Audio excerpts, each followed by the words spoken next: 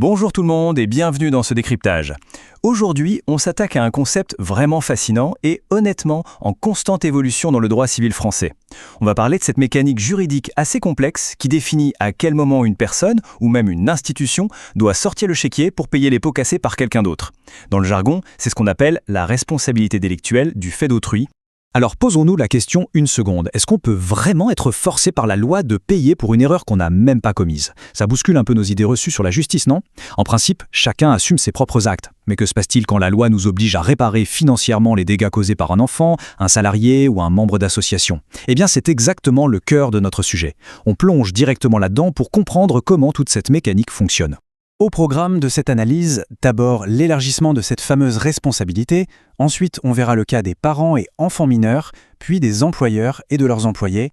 On parlera aussi du bouclier d'immunité des employés, avant de terminer sur le nouveau principe général de garde d'autrui.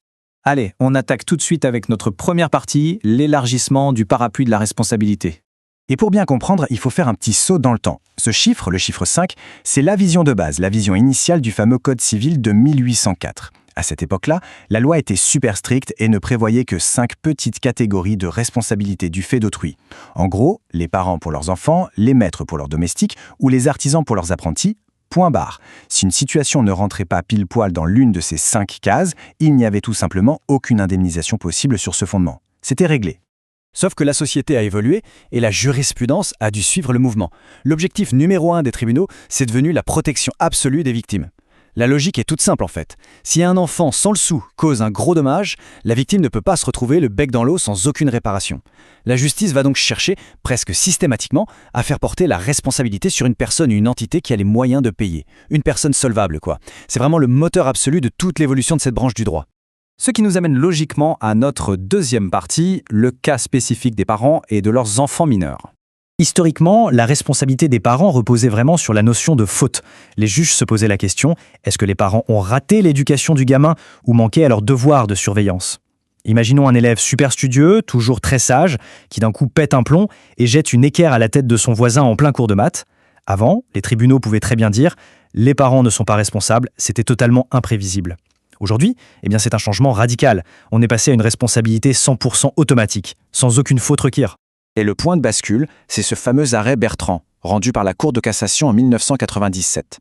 C'est une véritable révolution juridique. Les juges y affirment haut et fort que les parents ne peuvent plus se cacher derrière des excuses du genre « mais on l'a super bien éduqué » ou « on le surveillait de près », fini. À moins de prouver un cas de force majeure ou que la victime a elle-même commis une faute, la responsabilité financière des parents, elle tombe comme un coup près. Évidemment, pour que la sanction tombe, il faut quand même cocher quelques cases bien précises. L'enfant doit être mineur et il faut qu'il y ait une filiation avec une autorité parentale conjointe. D'ailleurs, c'est super intéressant de regarder comment la notion de cohabitation a évolué. Avant, on regardait littéralement sous quel toit l'enfant dormait au moment de l'accident. Mais depuis un arrêt très important de 2024, la cohabitation, juridiquement parlant, elle est définie par l'exercice conjoint de l'autorité parentale. Ça veut dire que même si les parents sont séparés et que l'enfant fait une grosse bêtise chez son père le week-end, les deux parents restent responsables solidairement. Et concernant l'acte de l'enfant lui-même, depuis l'arrêt Fullenwart de 1984, un simple fait ayant causé un dommage est amplement suffisant. L'enfant n'a même plus besoin d'avoir commis une véritable faute morale ou d'avoir fait exprès. S'il roule en scooter et qu'il renverse un piéton par pure maladresse, c'est son acte qui a causé le dommage. Résultat direct, la responsabilité automatique des parents est déclenchée dans la foulée. Passons maintenant à un autre grand volet, notre troisième partie, la relation entre les employeurs et leurs employés. Ici, le concept clé, la pierre angulaire, c'est ce qu'on appelle le lien de préposition. C'est un terme juridique un peu chic pour parler tout bêtement de subordination. Pour que ça marche, il faut que l'employeur ait le pouvoir de donner des ordres, de diriger et de contrôler l'activité de la personne. Un contrat de travail classique, ça crée ce lien d'office, c'est évident. Par contre, si on commande une course à un chauffeur de taxi indépendant, il n'y a pas de lien de préposition. Pourquoi? Parce qu'on ne dirige pas la façon dont il gère son entreprise. Alors, contrairement aux parents où un simple geste maladroit suffit, dans le monde du travail, c'est très différent. L'employé doit absolument commettre une véritable faute pour que l'employeur passe à la caisse. Prenons un exemple concret qui a fait jurisprudence en 2004. Pendant un match de foot professionnel entre l'OM et Nantes, un joueur fait un tacle complètement illégal et blesse un adversaire. Le joueur a donc commis une faute pendant l'exercice de son métier. Conséquence, c'est son employeur, donc le club de foot en l'occurrence, qui doit indemniser la victime. La logique de la Cour, c'est que l'employeur tire des bénéfices de l'activité de son salarié, c'est donc normal qu'il en assume les risques. Mais alors, Est-ce que l'employeur est systématiquement le dindon de la farce? Pas forcément. Il a une carte à jouer qu'on appelle l'abus de fonction. Mais attention, c'est pas gagné d'avance. Pour s'en sortir, l'entreprise doit prouver 3 choses bien spécifiques, et elles sont cumulatives. Le salarié devait agir en dehors de ses fonctions, sans aucune autorisation et à des fins complètement étrangères à son boulot. Si une seule de ces 3 conditions manque à l'appel, l'employeur reste responsable. Et cette règle des 3 conditions, elle a été gravée dans le marbre, mot pour mot, par l'Assemblée plénière en mai 1988. On voit bien le niveau d'exigence de la justice ici. L'employeur a vraiment une montagne à franchir pour ne pas payer. C'est du tout ou rien. D'ailleurs, pour bien comprendre comment les juges appliquent cette règle ultra stricte dans la vraie vie, on va regarder 2 affaires très différentes, mais super parlantes. C'est là qu'on capte toute la nuance de la loi. Premier cas, un prof de musique commet de graves agressions sur ses élèves pendant ses heures de cours, directement dans son école. Évidemment, il a agi sans l'autorisation de son patron et pour des motifs purement personnels et abjects.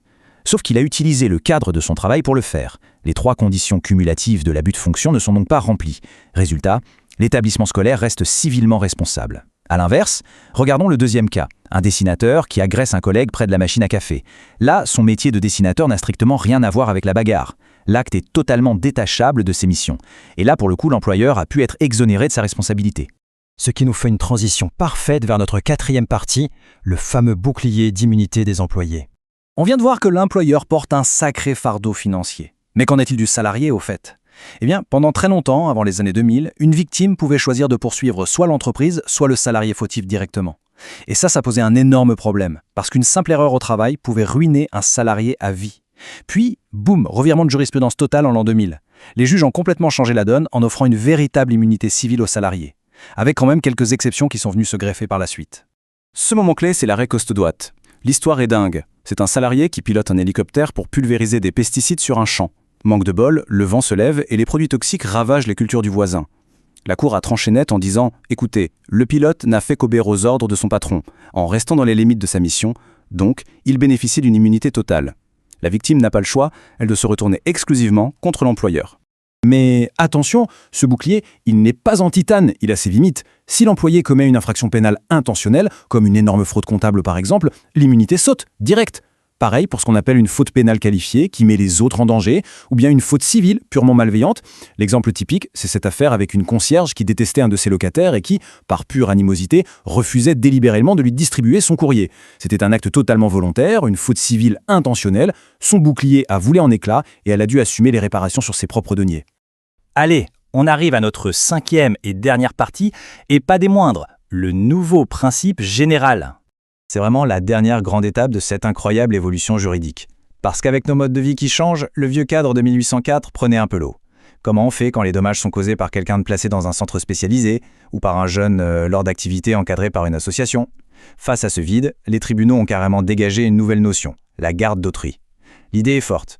Si une structure a la charge d'organiser, de diriger et de contrôler le mode de vie ou l'activité de quelqu'un, elle en devient légalement le gardien. Et le monument fondateur de cette notion, c'est le fameux arrêt Blick de 1991.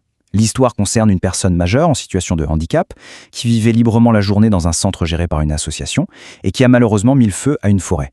La Cour de cassation a tapé du poing sur la table, l'association avait accepté la charge de contrôler le mode de vie de ce résident, donc elle est responsable de plein droit. C'est-à-dire une responsabilité automatique, sans même qu'on ait besoin de prouver que l'ASSO a commis une faute de surveillance. C'est l'acte de naissance officiel d'un principe général de responsabilité du fait d'autrui. En conclusion de ce décryptage, on observe vraiment un fil rouge clair et net, une justice qui veut à tout prix s'assurer qu'aucune victime ne soit laissée sur le carreau sans être indemnisée. Depuis le vieux code napoléonien jusqu'au centre spécialisé ou au club sportif d'aujourd'hui, le parapluie de la responsabilité s'est ouvert de plus en plus grand pour trouver quelqu'un capable de payer. Mais ça soulève une question presque vertigineuse pour l'avenir. En faisant peser un risque financier toujours plus écrasant sur le dos des employeurs, des parents et des institutions, est-ce qu'on ne risque pas, à terme, de complètement paralyser ces structures ? C'est le grand défi du droit d'aujourd'hui, trouver le point d'équilibre parfait entre la réparation due aux victimes et une forme d'équité pour le reste de la société. Et honnêtement, ça donne vraiment matière à réfléchir.